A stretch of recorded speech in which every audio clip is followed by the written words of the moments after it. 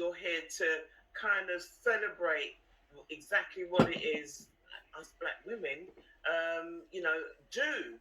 And to a certain degree as well, I think there's a kind of misconception between black women anyway when it Yes. comes to the weaves and wearing That's hair because straight we and the don't know. relaxers. We Because don't have a man like that to just tell us exactly. straight. So that's This why is we this is applaud you. revolutionary. We applaud you. Up until this moment Yeah. here, I didn't put two and two together. Yeah, because you know a lot of us women think, oh, you know, it's just so that we can get by at work. You know, in the workplace, it's more acceptable and so on.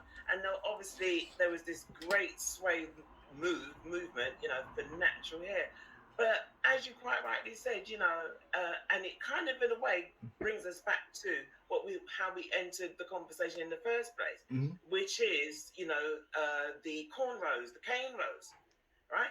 We're making designs. There are guys and girls out there making up designs and so on of plaits and curls and whatever. Indeed.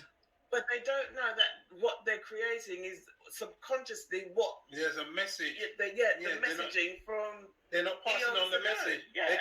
They're just thinking that what they're doing is style. Yeah. But you know, there is a message. And if they understood what really happened when it was first not first invented, but first used as a code during the slave era, they would understand how important what they're doing is for the black community, because it's our identity. Listen, You're actually, you know, I love to see my But you know brothers. what? I'm going to say again, thank you very much, because that has really, you know what I mean, I presume, has made a lot of women feel a lot more at ease, because, you know, we've got these different movements going on, you know, the lock community, the natural community, that, you know what, we're all one community with the hair because we invented everything. We invented it. Listen. Right? So it's lovely to hear you say that. And When I'll a- say it again. when a sister wears, look, it's in the consciousness, isn't it? It's deep in the consciousness.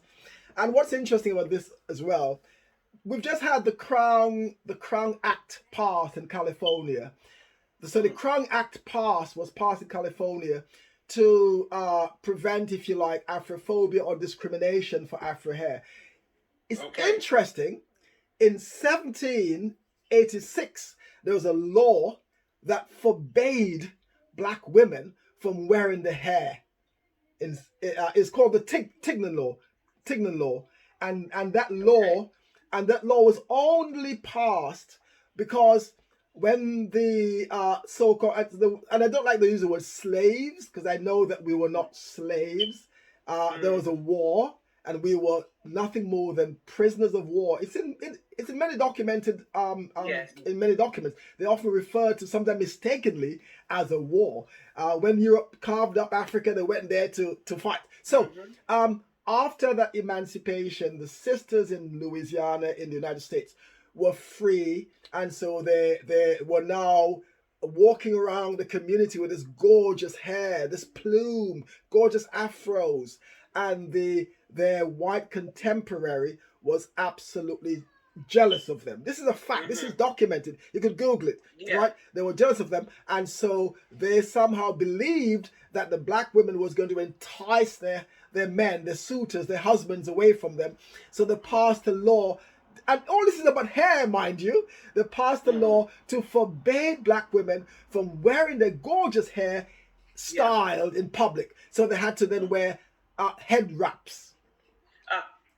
Hence, and then we took that over as well.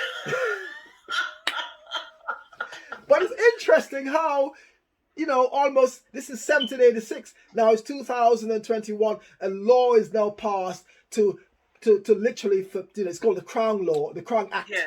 Amazing, isn't it? And of course you have things like Afro Hair Day. So, I mean, our hair, and it's interesting, the powers that be understand the power of Afro hair. If you remember the days when every brand that was owned by white people was called African Pride, African Queen. Isn't it interesting how when you mention the word African to many people, there's a kind of, oh, I'm not African, whatever. Okay, you know that. So, but in the consciousness, if the product says, if the brand says African, right, we rush to it because we know in our consciousness that that's where everything hair comes from. hair growth products. If you think of certain countries I think of East Africa, where you got things like the chebe butter, which is, those are all natural hair growth enhancers, right? The argan oil, the shea butters, everything for hair, not just for hair growth, but for hair health, comes from Africa. And other people use it, right? Clays and mods are indeed great natural hair growing enhancers. You know, one of the things. Oh, sorry. Yeah, there is a question that one of the members has just. I'll share it here now. Just answer a quick question before we go on. Do you have a take on why white people like to touch Afro hair? I think deep in their consciousness is that. Have you heard white people's views on this? I mean, you know, for eons, this has been a beef with the sisters and other people. Even my neighbor, who is an Asian woman, somehow she can't keep her hands off my daughter's hair. My little daughter, she's got this 2 great big Afro puffs. And it's interesting, when my 5-year-old goes to school, her hair is a big issue because it just looks so majestic, so regal. It is indeed her crown. And I think that's what it is, sisters. It is, your hair is your crown and the glory. And since you are the queens of life, they're just trying to touch the crown. That's what has it.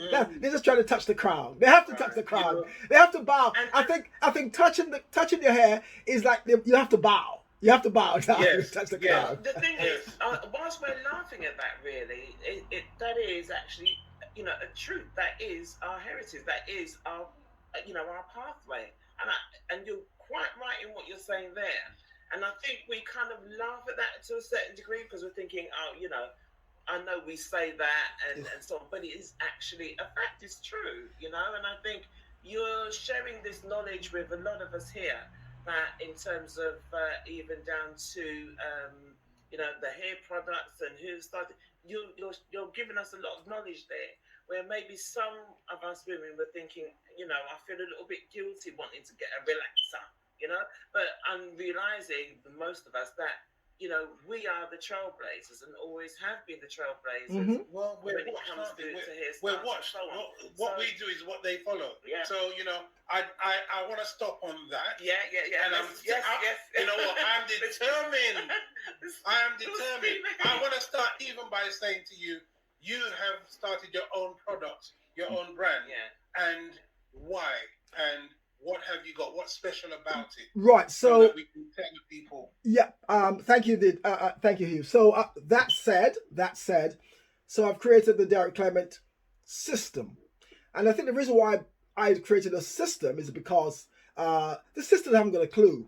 They've been, you know, there's a lot of information out there, almost information glut, but they need support, they need guidance, they need help. Right, they need tips. So what I've done, I've created a system. The system is based on, is divided into 3 tiers.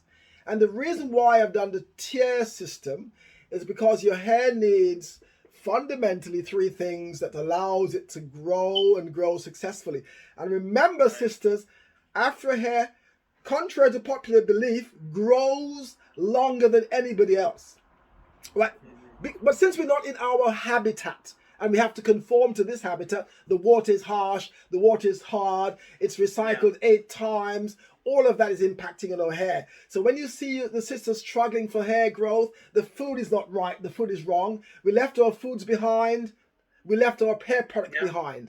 So, and listen, so I'm doing a Sankofa thing. I'm going back and I'm creating sustainable product using sustainable ingredients. So we've got the Jamaican black castor oil. Those are indeed sustainable for the hair because they've got the elements that your hair needs. It needs 3 fundamental things. It needs the omega-3, 6, and 9 fatty acids that castor oil has.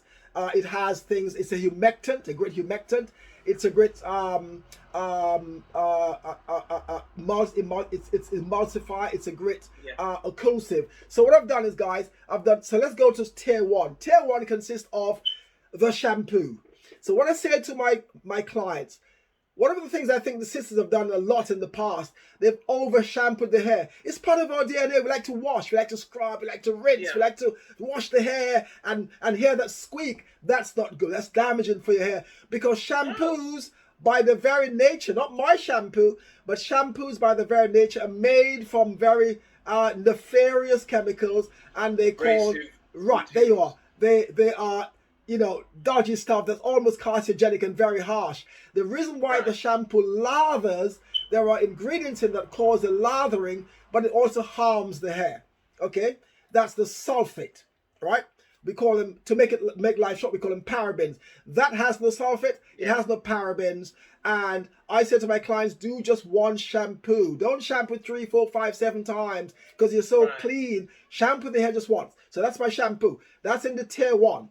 And these are called... Can you put it closer to the camera? Right there. That's it, tier 1. Right, We'll that's also shampoo. show a picture as well Right. of the product. Yeah, So, shampoo. So what's unique about this now, because you like to shampoo your hair, we continue to shampoo the hair using what we call the co-wash.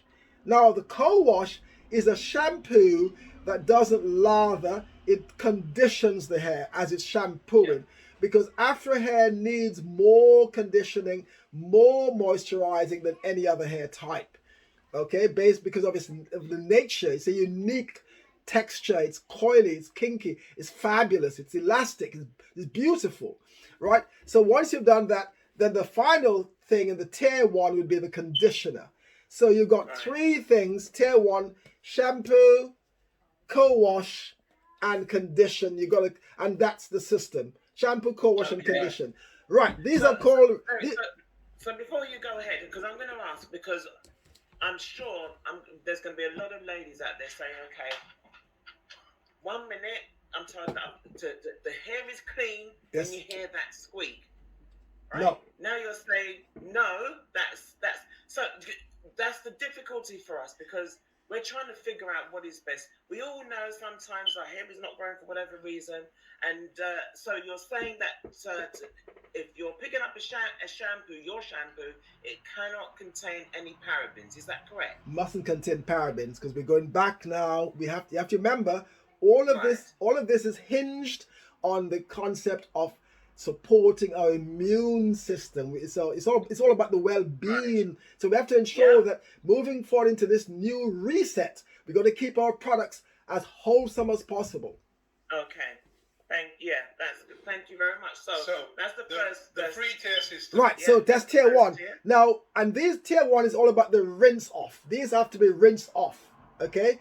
Once you've rinsed off the hair, we then go to tier 2. Tier 2 are leave-ins. And we start tier 2 with a marvelous and unique product from Zimbabwe. This is from the baobab tree. And you have to remember, it's in Africa, all the products, almost every fruit, almost every tree in Africa is about hair enhancers. The baobab has loads and loads of nutrients, vitamins in it. And so what I use that for, this is like a moisturizing agent. So you drizzle this on the hair drizzle this on the hair to moisturize the hair, to feed the hair. All right, that's a part of tier 2. The next step would be to get the hydration. We call this a hydrator, and this works in all hair types, not just natural hair. It also works for hair that's relaxed, hair that's locked, hair that's braided, afro, all hair types. So you get this is a hydrator. And the reason why I say hydrator, the hair needs 3 things. It needs hydration and moisturization and nutrient. So this is a nutrient, and this is the hydrator, and you add the moisturizer. So what you do is you put this together in your palm like this, and that's the milk, the hydrator milk, and the moisturizer milk in the palm of the hand like this. Bear in mind, you've already moisturized the hair with a nutrient, because hair needs moisturization and hydration, and you rub it together, and that goes all over your hair or your beard if you wanted to. Your beard. I was going to ask you about that. Don't worry, I was going to ask you about that. That goes in the beard. And listen, about the I